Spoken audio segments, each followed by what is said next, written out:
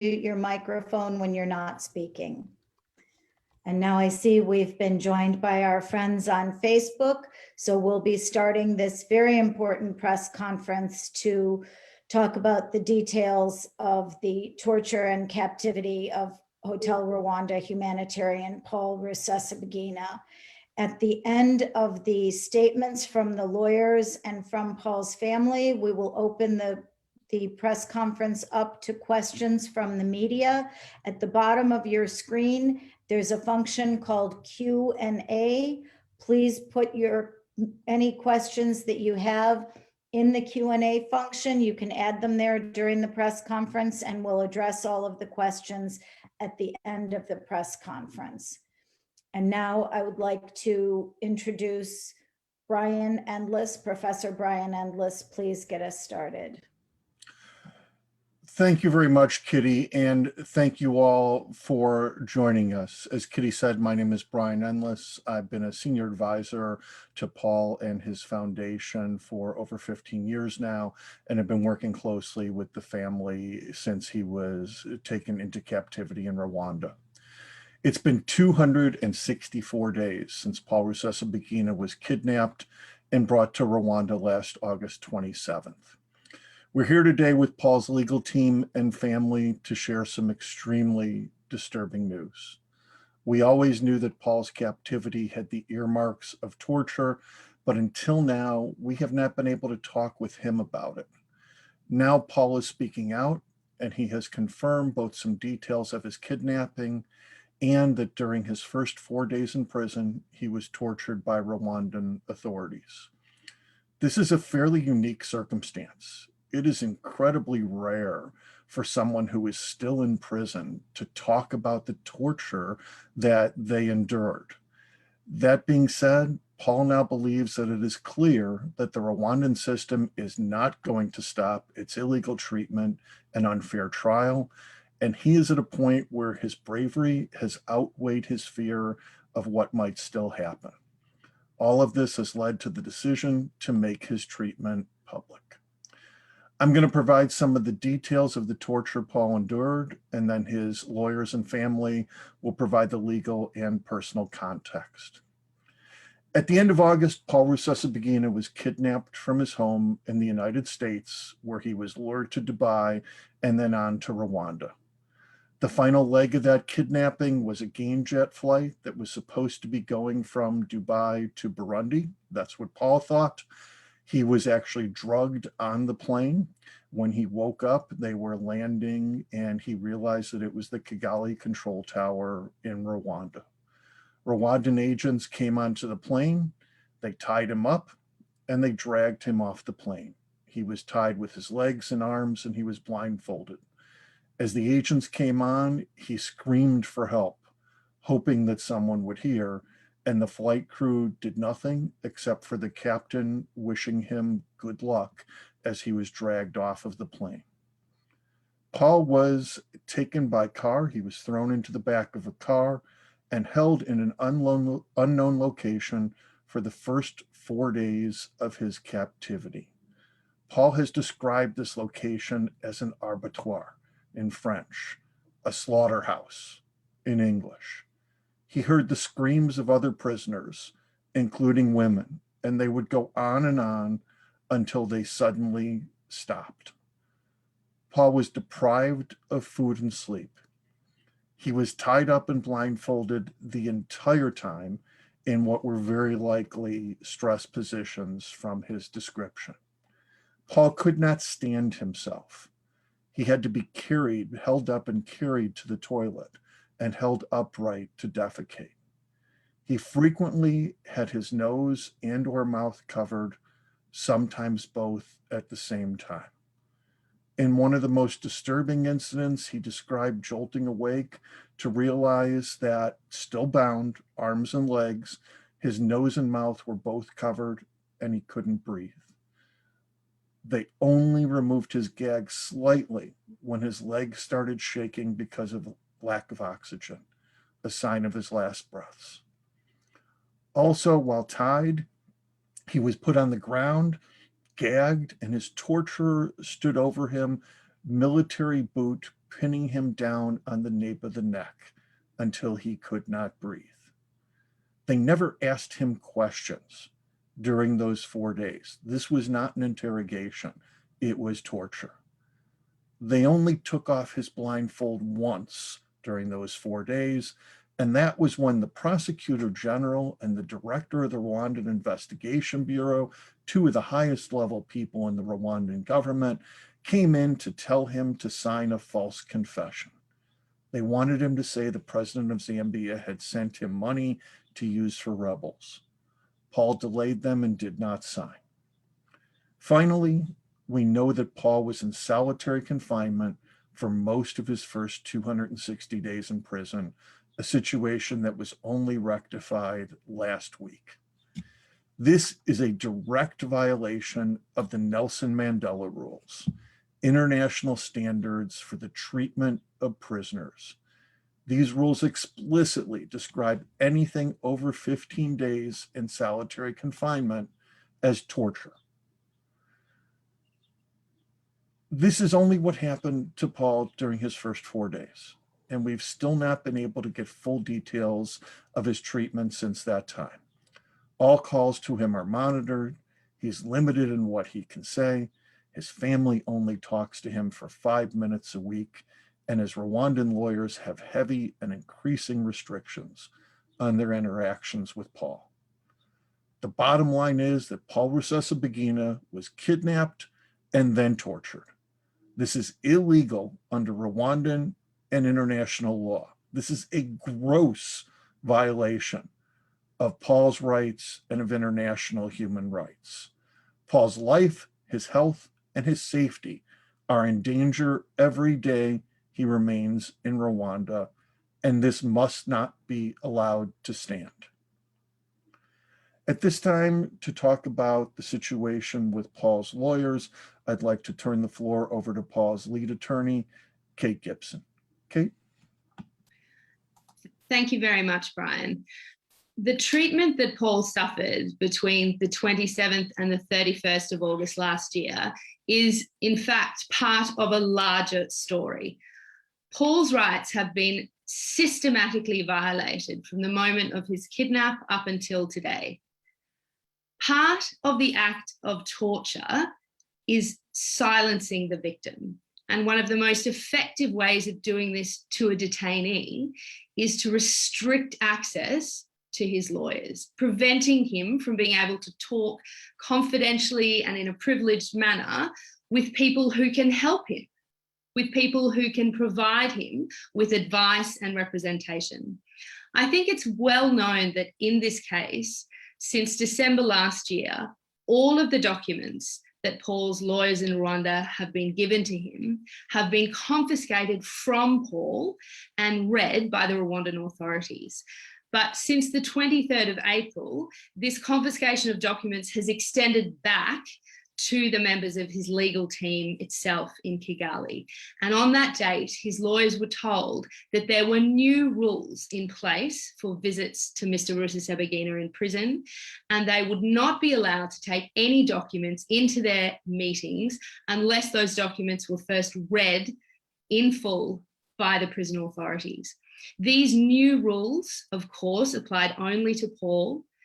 None of the other detainees in the prison where he's being housed are subjected to them.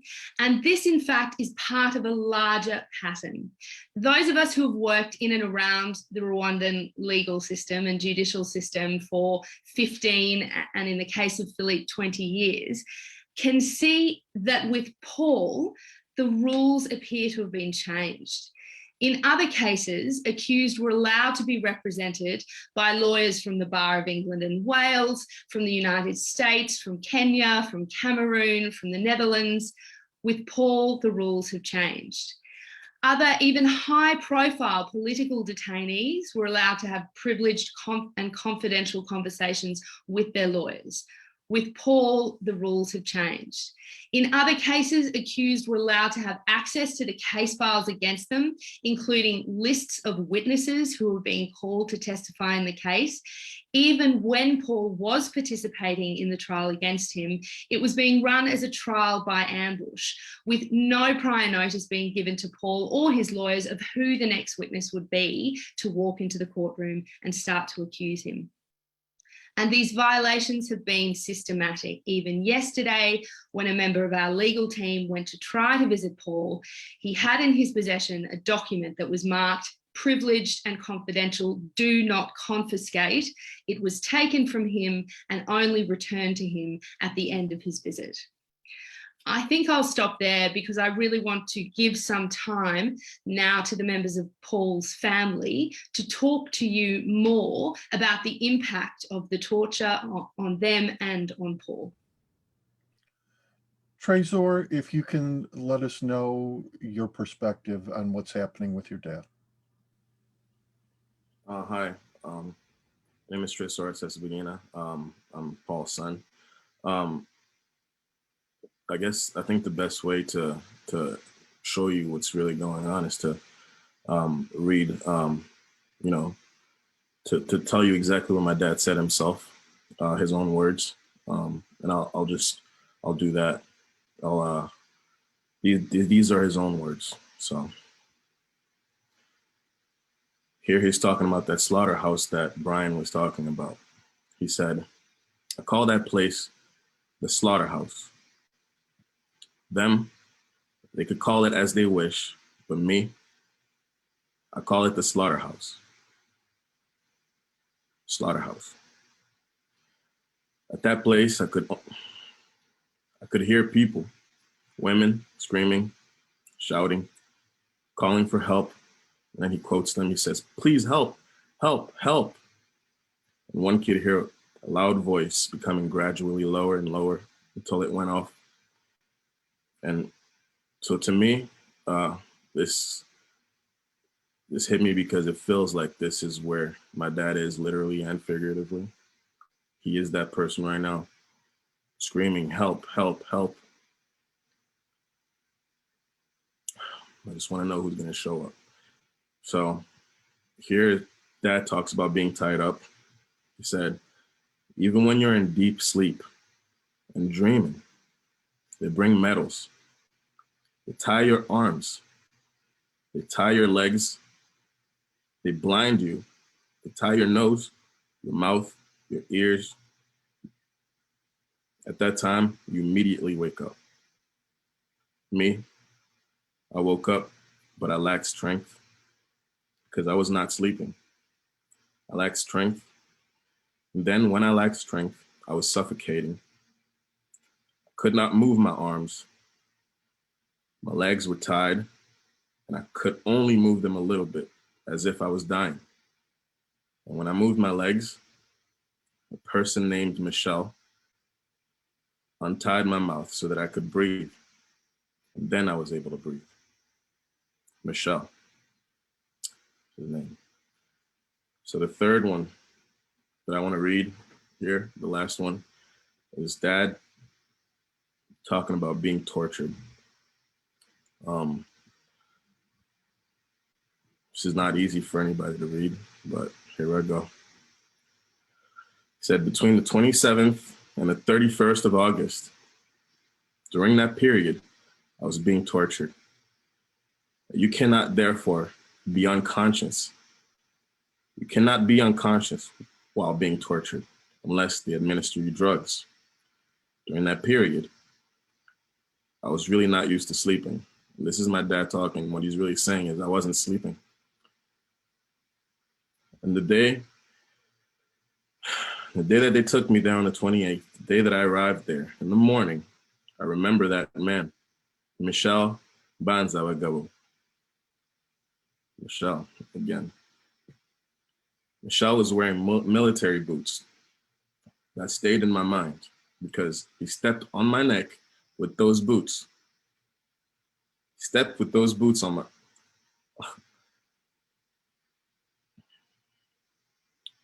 I could hear him telling me as I was laying down my legs tied, my arms tied on the waist, my nose tied. I was breathing through my mouth. I was harshly breathing. And I could hear him telling me, us, we know how to torture. We know how to torture. So now just imagine this is your father. That's all I have to say. Just imagine this is your father. And if you don't have a father, imagine it's your grandfather. Because my dad was also a grandfather. If you don't have a grandfather, imagine someone that you love, someone that was there for you every step of the way. And not just you, but imagine this man was there. Every time you heard somebody cry for help, that man was there. Now that's the same man that's saying that he needs help.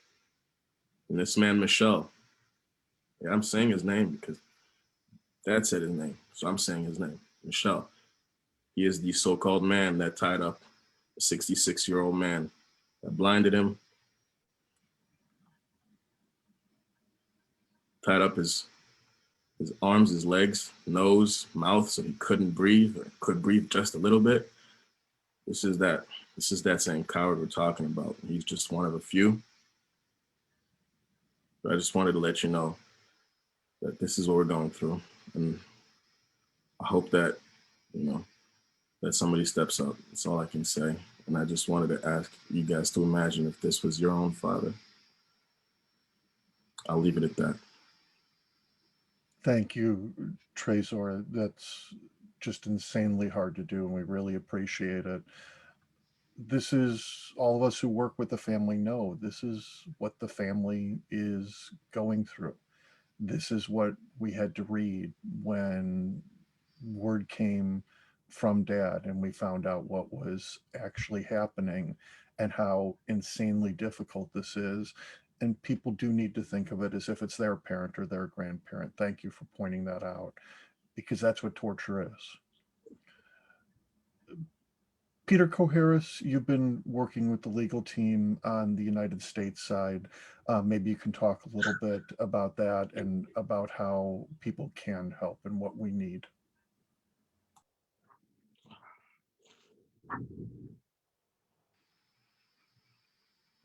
You're on mute, Peter.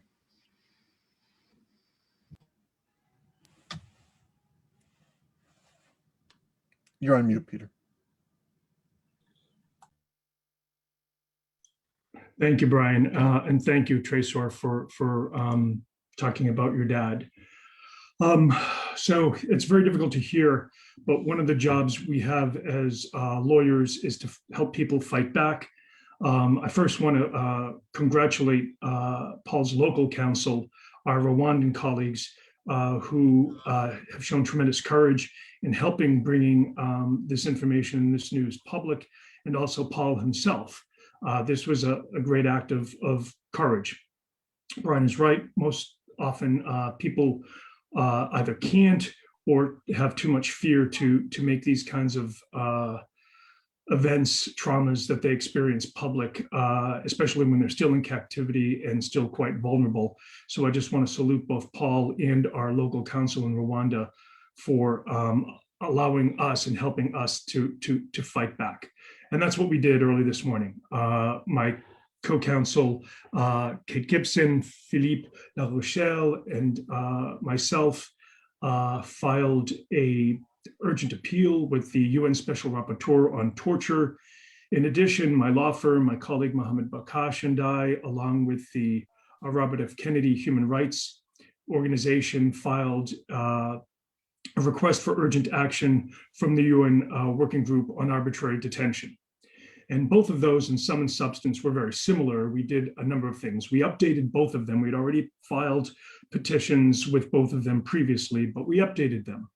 Certainly alerted them to the torture and inhumane and degrading treatment that Paul experienced in the slaughterhouse that Brian described and that Trezor read parts of a memorialization of what took place from Paul.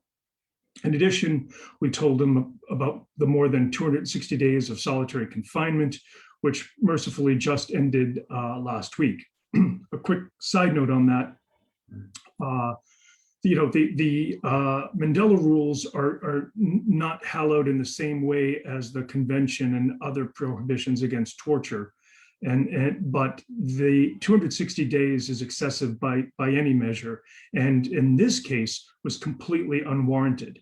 Paul does have, and I won't, I think some of our local council and others might go into detail, new cellmates, but we recognize that also poses somewhat of a risk for Paul, both physically as well as in terms of a bogus jailhouse confession. Many times these are mechanisms by which regimes can try to trap somebody into saying something or not saying something at all, but claiming somebody said something. So we're aware of that. We recognize the risk, but given the deprivation of human contact for more than 260 days, we welcome what's taken place, even as we have no idea who his fellow cellmates are, what their background is, why they're in jail, and whether they pose a physical or other risk to him.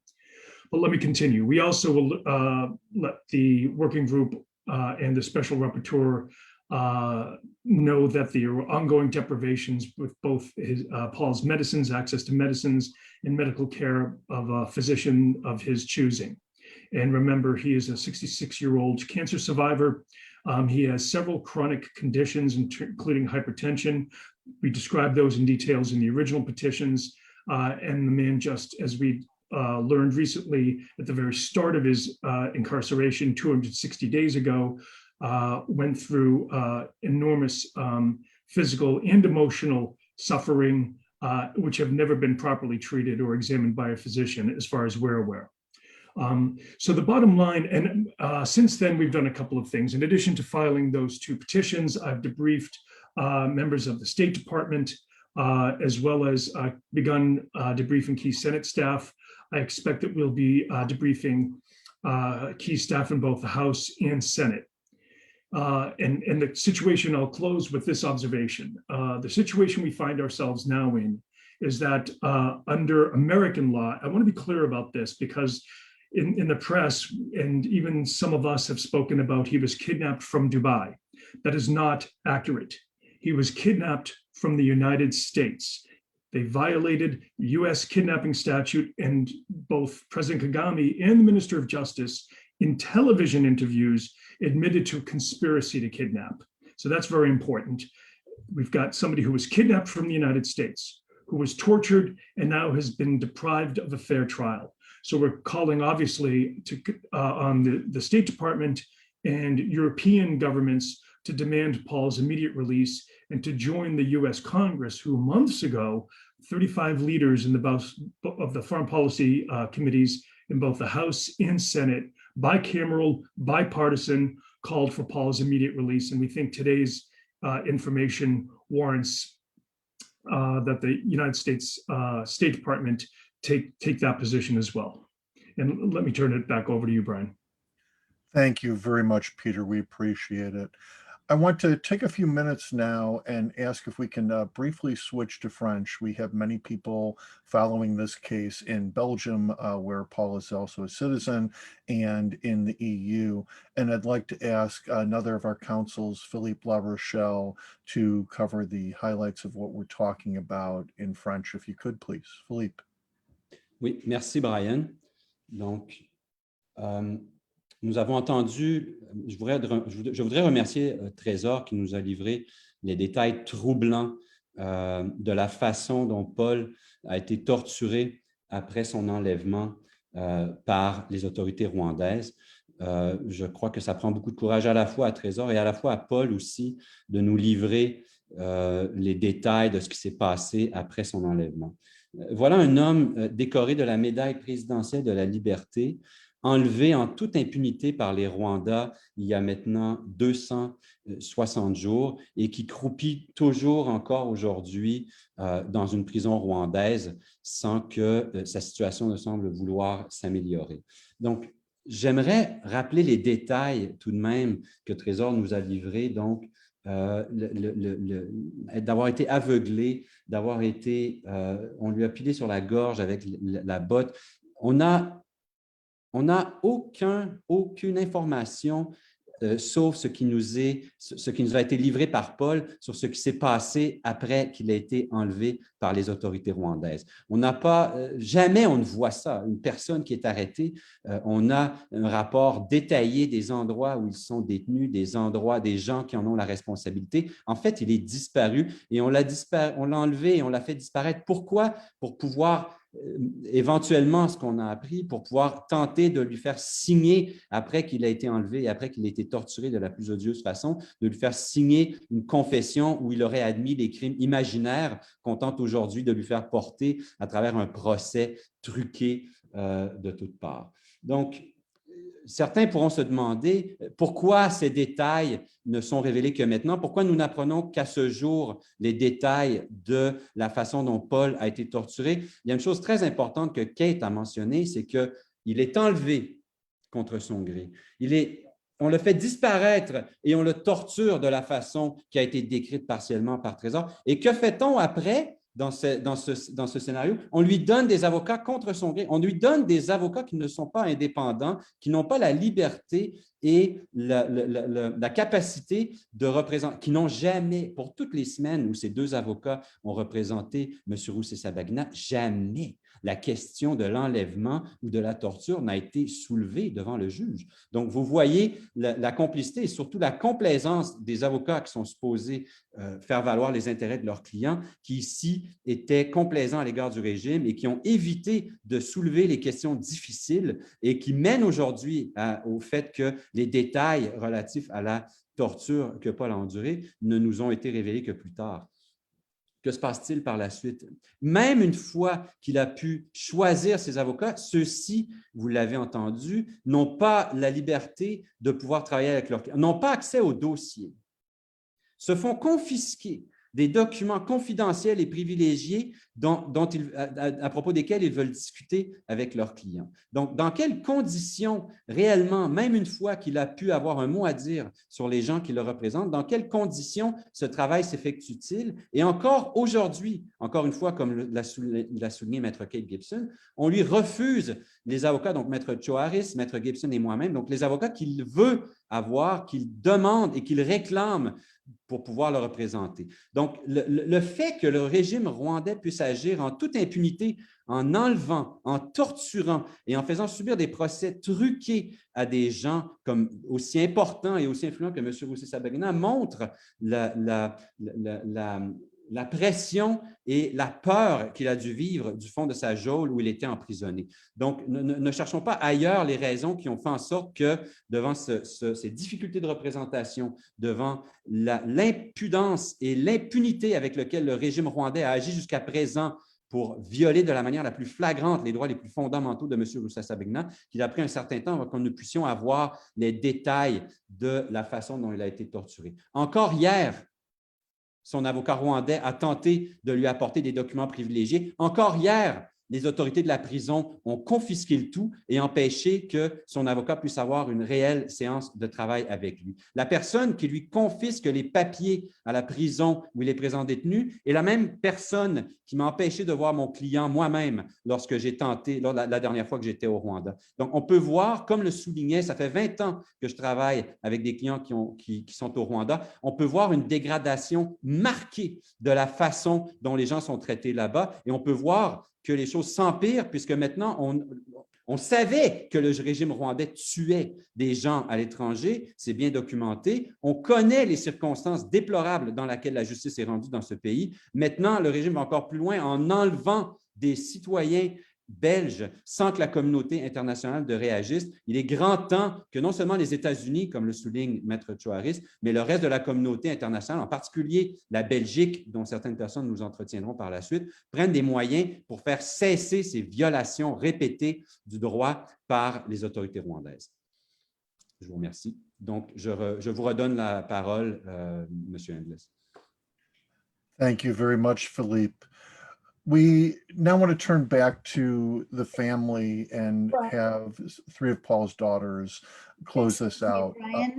Brian, excuse me for just a second. Philippe, there were a couple of things that you said in French that I think are very important to say in English for our English-speaking audience, especially the parts about how differently Paul has been treated. What I was saying is that I've been working with people in Rwanda for the last 20 years, and now I'm involved in the case of Mr. Rusesabagina. And what I find by being involved in this case is things are worsening, that the regime seems now to be acting in full impunity by kidnapping people. We knew they were killing abroad. We knew they were spying abroad. There's been multiple reports coming from the UK, from Australia, from Canada, where the Rwandan regime is at full force in trying to silence dissenting voice. But they've never been as far as kidnapping people. They have actually, but not people with the medals, genocide heroes such as Mr. Rusesabagina. People have been kidnapped in Uganda. There's been cases like that are documented. But what I see, and the fact that I'm now involved in the Rusesabagina case has actually degraded things for my other cases, where now I've been deprived of access to other clients I have in Rwanda only after I started getting involved in the case of Mr. Rusesabagina. So what I'm seeing is from my own experience and from the work that I've been doing in the past in Rwanda, I can see that conditions there are degrading and not improving. That was I said in French. Thank you, Philippe. Incredibly important.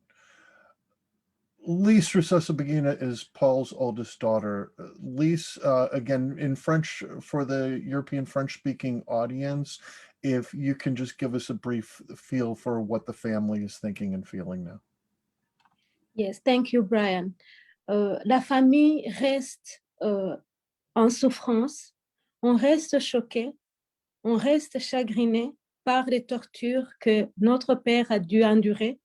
Il a subi des atrocités, mais on reste quand même très fiers de lui parce que pendant ces 3 ou 4 jours où il est resté attaché des bras, des yeux, bandé des yeux, il a été attaché des mains, des pieds, et partout, on lui a laissé souffler que 20 minutes, tout simplement pour lui faire signer de fausses accusations. C'était le procureur de la République, Aimable Havugimana, et Janon Luhunga, qui est le directeur du RIB. On reste très fiers de lui parce qu'il a quand même dit non, même dans les moments les plus difficiles où il risquait sa vie, il a préféré rester un homme, un vrai homme, courageux, tel qu'on l'a toujours connu. Aujourd'hui, ça fait près de 9 mois qu'on est très inquiet quant à sa santé parce que, comme vous le savez, il n'a toujours pas eu ses médicaments. Il reçoit des médicaments mal dosés, ce qui fait que sa tension ne peut jamais se stabiliser. Il est aujourd'hui avec 2 co-détenus. Ça nous laisse également très inquiets car, comme on connaît les Rwandais, ils peuvent le tuer ou même les tuer tous et faire croire qu'ils étaient en train de s'évader.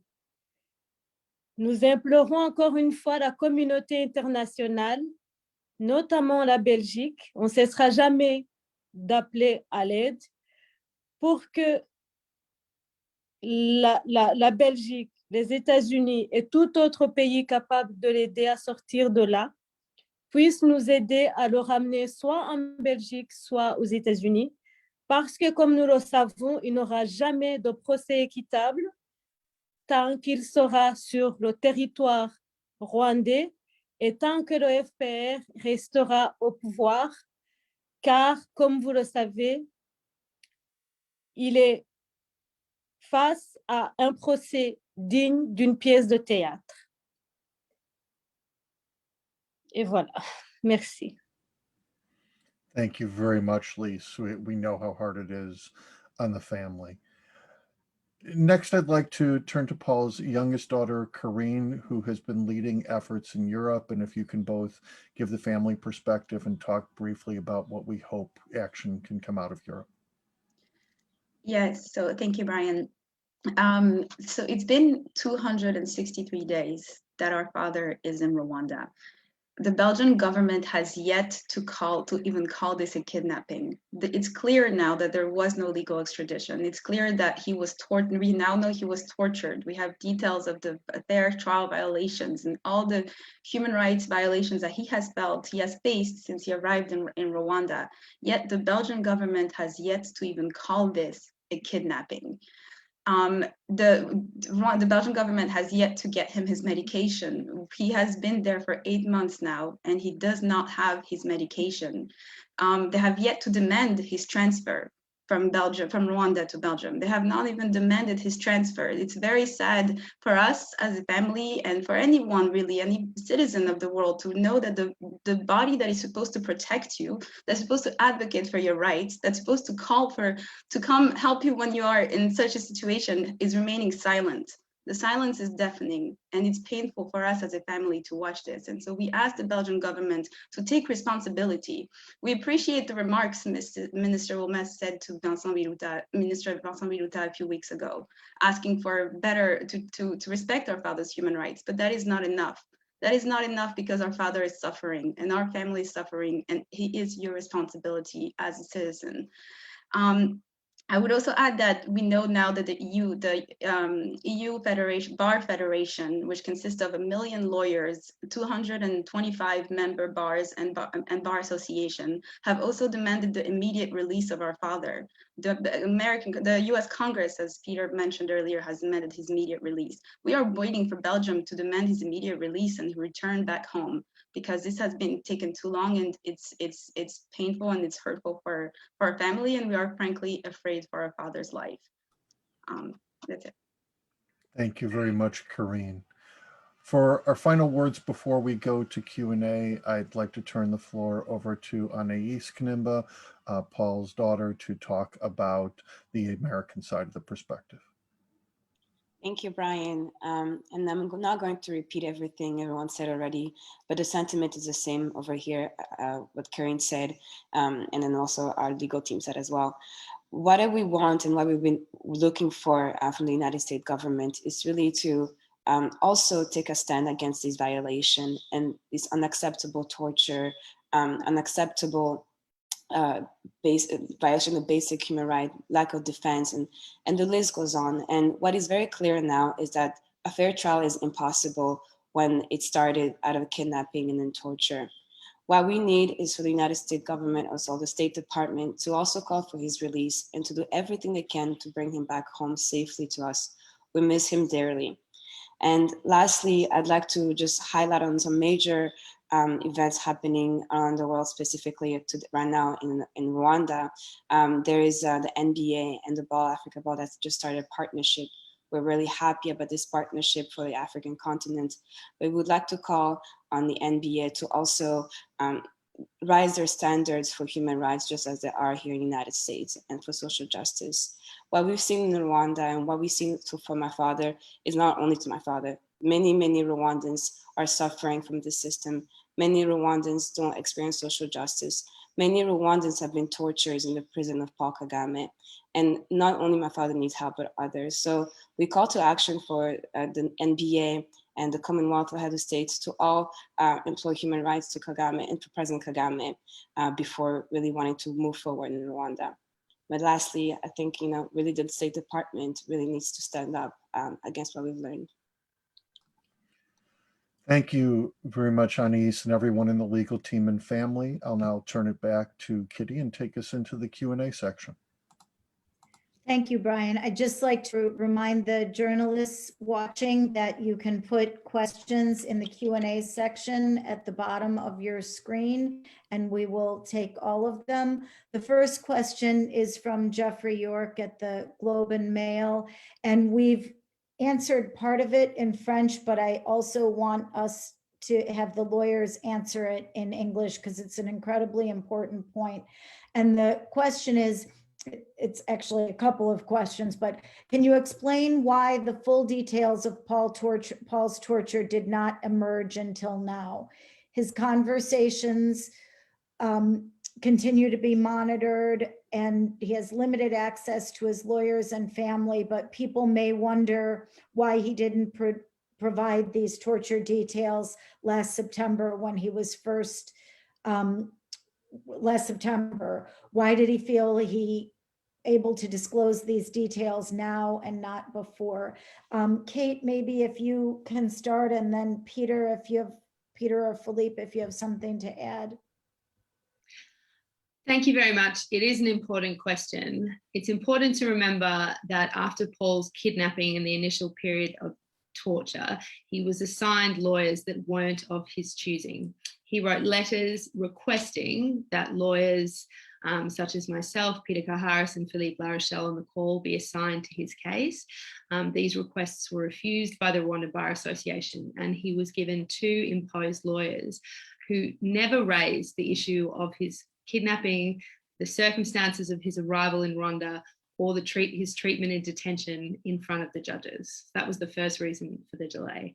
And in addition to that, you know, as a legal team, we've had these discussions, and I don't think any of us have ever come across an example before where someone who is still in detention, who is still being detained by the same regime that inflicted the torture, is brave enough while still incarcerated to give these kinds of details. So for me, the question isn't why hasn't it come out before? I'm overwhelmed by Paul's bravery in allowing us to make these details public, even at this point. I don't know if Peter or Philippe had anything to add. Sure. So a couple of things. First, I want to be clear, because it's an important question, Jeffrey, that I don't believe that we know the full extent of the abuse that Paul suffered. I think there are a number of questions that I have that others might have in reading the memorialization of what took place. And I'm not surprised by that. First, there were limitations as a practical matter, as Kate mentioned, but there are also other limitations. As a general matter, you know, we don't ask rape victims who are raped on a Thursday night, well, did you report it Friday morning? Did you report it at least by close of business Friday?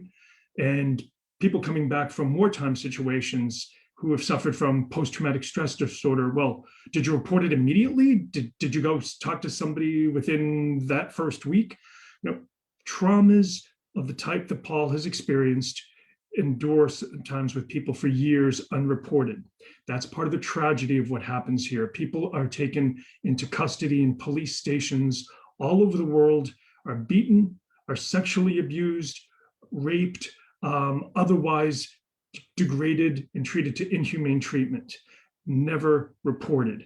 So that is not uncommon. With respect to Paul, not only did he not have access to his attorneys of his choice for many weeks, but he was even deprived for extraordinary lengthy periods of time of a pencil and paper by which to even memorialize anything or communicate anything. And certainly there was no secure mechanism by which to transfer this information. So I've read the transcript several times. There are a couple of tells for why I think it's compelling and why I think, but also why I think it's incomplete.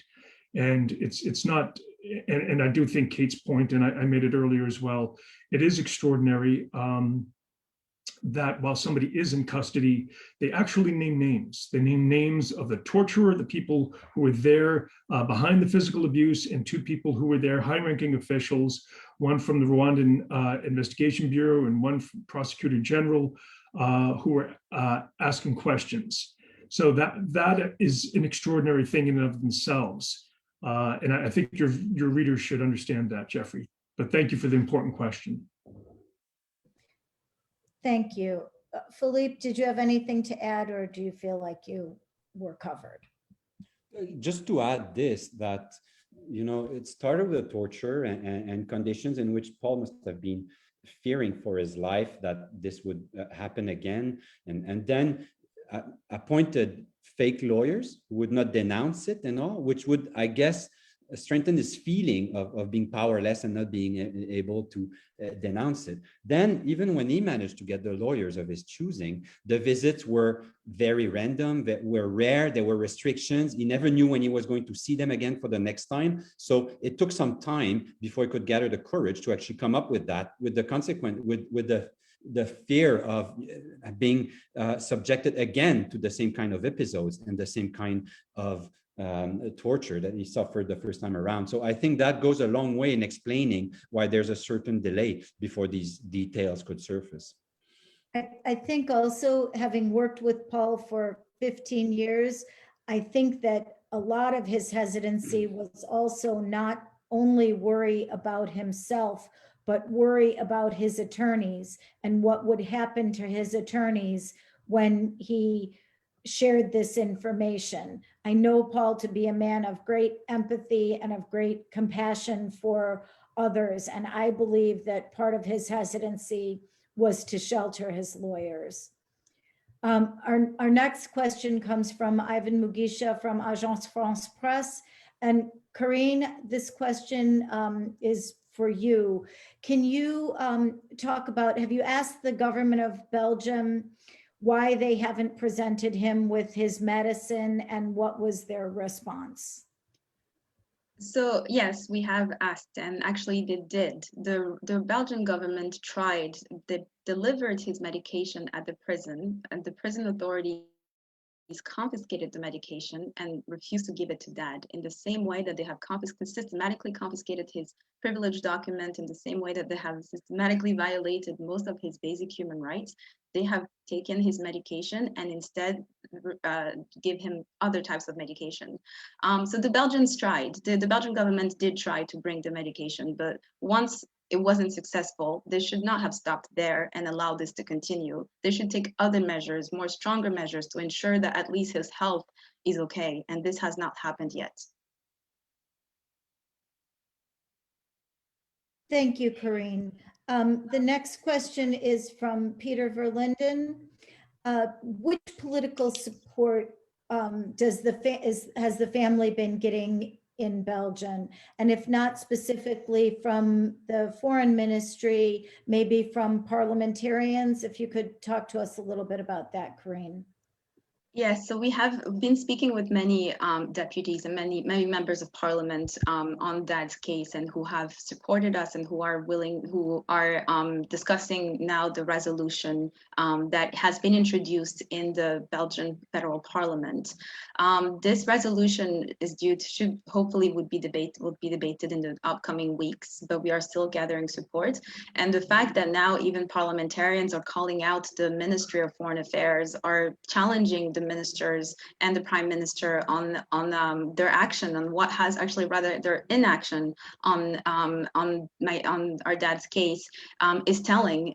So basically, you have the European Union that condemned Rwanda, you have the EU Bar Federation that has demanded his immediate release, you have the United States Congress that has demanded his immediate release, the Balearic Islands Parliament has demanded his immediate release. All these countries around are taking strong actions, are making strong statements in support of our father and in favor of his human rights and for his immediate release. Yet the Belgian government itself hasn't yet to do so, but the parliamentarians are pushing and are advocating on our behalf. So there is support. We just need to continue to challenge and hope that the Belgian government itself takes stronger measures and takes responsibility for their citizens. Thank you so much, Corinne. The next question is from Steen from VRT. How did it, and it's a sensitive one, so I'm going to go first to Kate and then to Peter. How did you collect the testimonies from Mr. Rusesabagina about the torturing during phone calls with his family? ? Kate, if you can explain to the extent that we can explain. Thanks very much, Kitty. Of course, in a perfect world, once Paul had written a letter designating us as part of his legal team, we would have been given access to him in the prison in Rwanda and been able to sit down with him from the very beginning and hopefully record in the form of notes any information that he wanted to share with us. We know that's not the reality for Paul. In relation to his conversations with the family, I think we also mentioned earlier that those are limited to 5 minutes every week on a Friday afternoon. And it's our understanding that they are also monitored.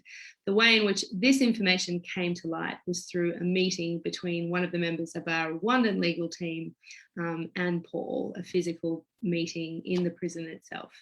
The details that Paul then shared with our lawyer have been written down and are annexed to our filings in front of both the UN Special Rapporteur for Torture and the United Nations Working Group on Arbitrary Detention, both of which were filed today.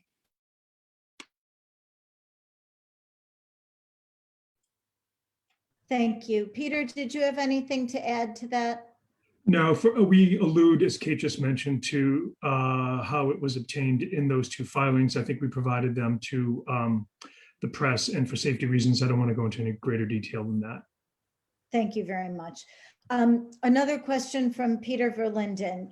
Do we have a reaction on the statement of President Kagame yesterday in the interview saying that he also wants a, quote, fair trial for Paul, and that fair trials are not to be defined by the US, the UK, Europe, or whatever?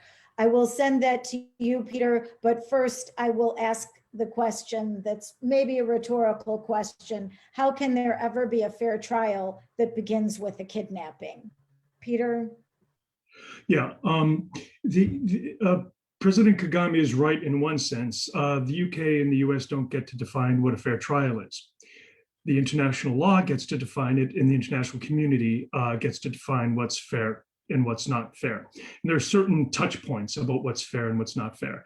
Access to counsel of your choice, which he's been denied, international counsel, and all of us, Philippe, Kate, myself, have all served as international counsel in these kinds of cases in the past. The fact that we're unable to do so or even visit and communicate with our client is to us disturbing and a violation of his due process rights. What other rights have been violated? The attorney-client privilege, as Kate has mentioned, continues to be violated week after month, including as of yesterday. You cannot have a free and fair trial unless you are able to fully prepare for your trial and communicate with your counsel of choice. Even then, it took weeks, valuable weeks, that Paul was unable to have counsel of his own choice, even local Rwandan counsel. What else has due process violations have occurred? He hasn't had time to adequately prepare thousands of documents, yet the trial began before he was given any of them. What else has he been deprived of in terms of due process? Not able to prepare to cross-examine other witnesses, not able to prepare for his own defense, and not able even to have writing implements or a computer or some other documentation that's free from government confiscation for him to be able to swap information back and forth with his counsel. So on any fundamental level, there has been no due process. That issue is over. There has been no free and fair trial. We can't unscramble the egg. We can't suddenly wave a magic gavel and as of tomorrow, they'll start to have a free and fair trial. That issue is over. He's been deprived of a free and fair trial. And so it's nonsensical to talk about that now. It's done.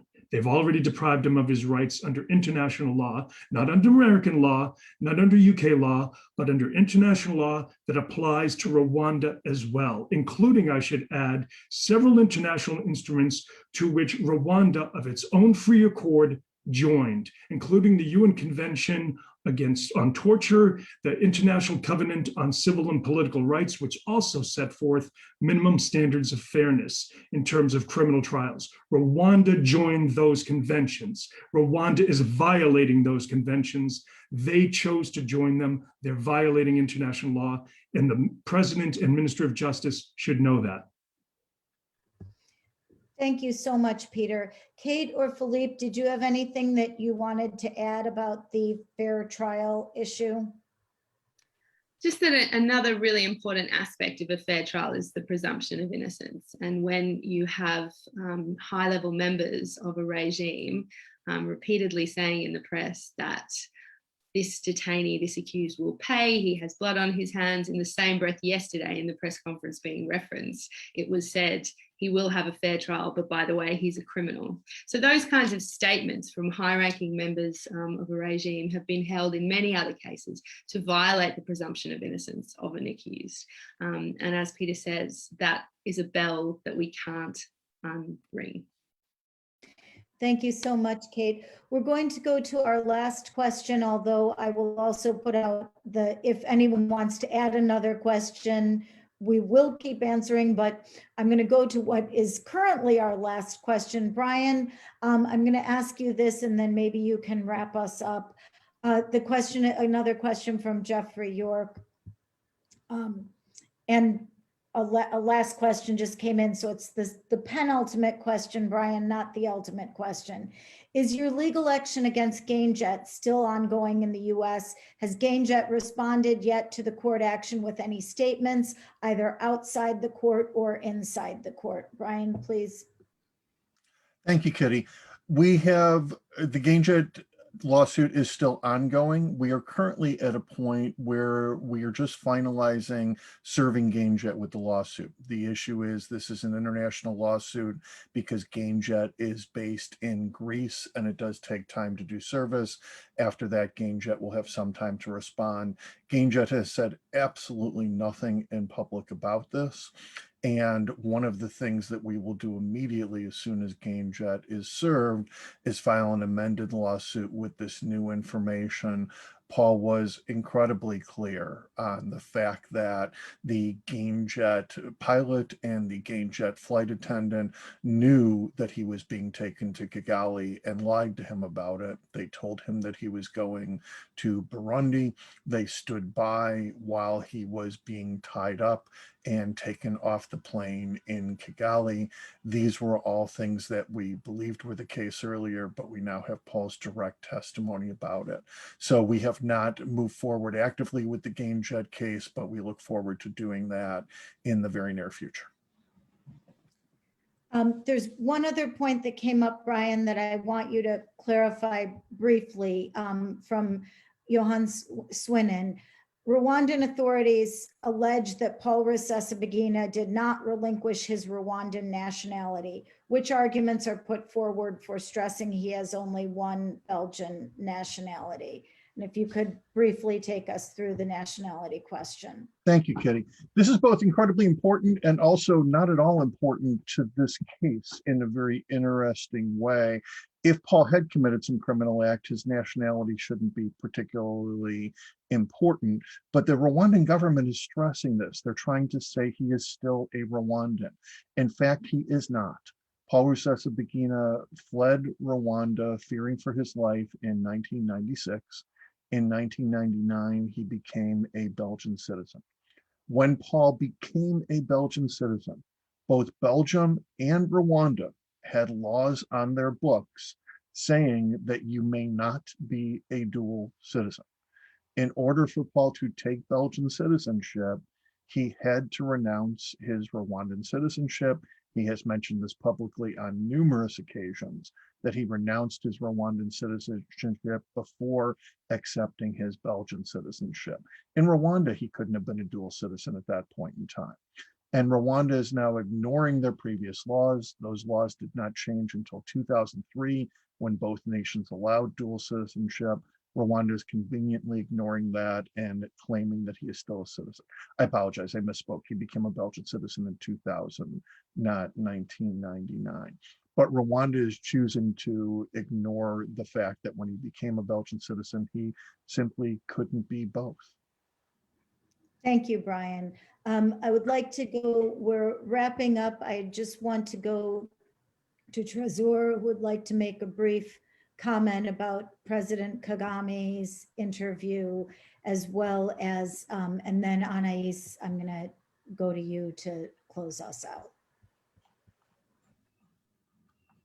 I just wanted to, I was just going to add to a question I think Peter Verlinden asked about President Kagame's comments on fair trial and the fact that fair trial are not something that the U.S. or that is defined by the U.S. or the U.K. What he's really trying to say is that You know, they're not going to tell us what to do, but nobody's ever said that. Nobody's ever made those comments.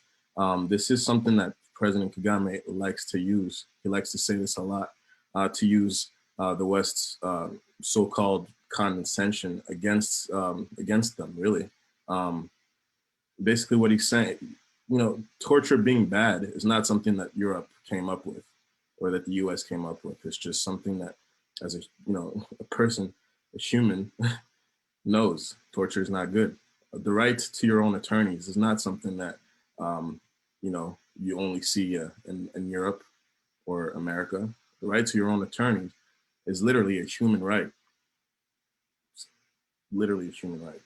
So it's not something that, you know, Europe came up with only for Europe or, you know, the US.